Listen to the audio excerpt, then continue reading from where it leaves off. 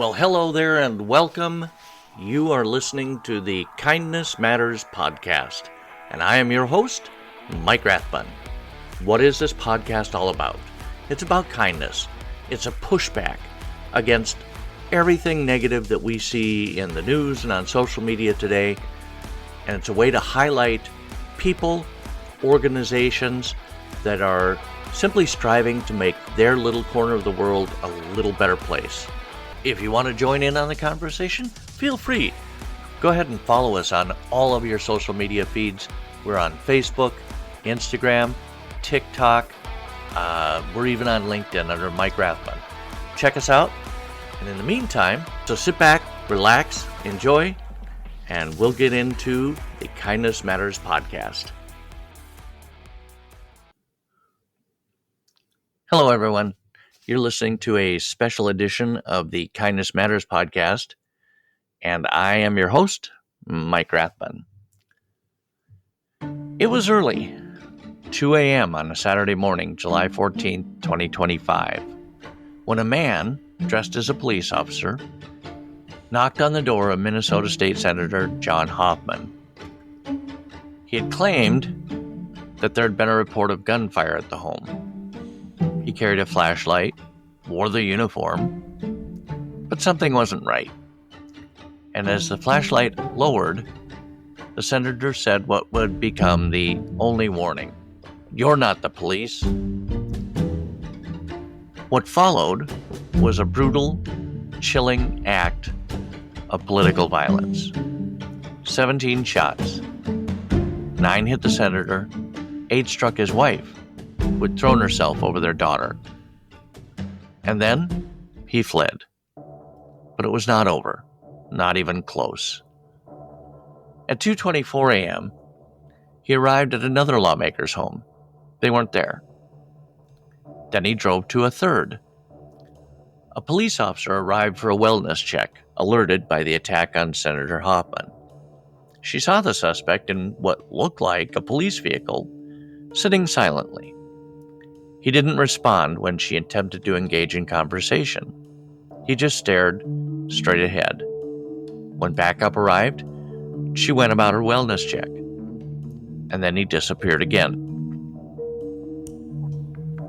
At 3:30 a.m., the former Speaker of the House of Minnesota, Melissa Hortman, along with her husband, Mark, became his next target. He parked in her driveway, emergency lights flashing. 2 police officers arrived. As they stepped out, he opened fire immediately and rushed into the house. By the time it was over, Representative Hortman, her husband, and their family dog were dead. Officers recovered a handgun, a mask, and body armor. In his car, a list of over 45 elected officials. For 48 hours, the largest manhunt in Minnesota history unfolded. Eventually, Vance Bettler was captured in rural Sibley County. This was an act of political terrorism, domestic extremism, and for many in Minnesota and across the country, it shattered something. A sense of safety, of decency, of order. And as I record this, I feel torn. Sometimes advocating for kindness feels a little bit like beating your head against a wall, especially on days like this, when there's so much grief, so much anger, despair, evil, right here in our community. And yet, isn't this the very moment when we most need kindness? Isn't this exactly when we need to reach out, to offer a hug, a shoulder, a heart willing to listen? The need for empathy, for compassion, it didn't vanish overnight. It grew exponentially. Ever since Brutus plunged a dagger into Caesar in the Roman Senate, political violence has haunted humanity. John Wilkes Booth, Lee Harvey Oswald, James Earl Ray, John Hinckley. The names echo through history, but they are not the ones we must model ourselves after.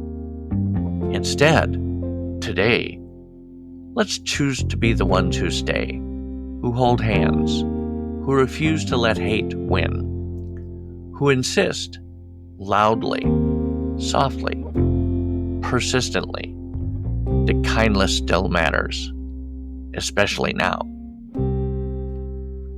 Thanks for joining me today on this special episode of the Kindness Matters podcast.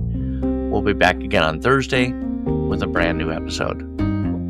Take care and be kind.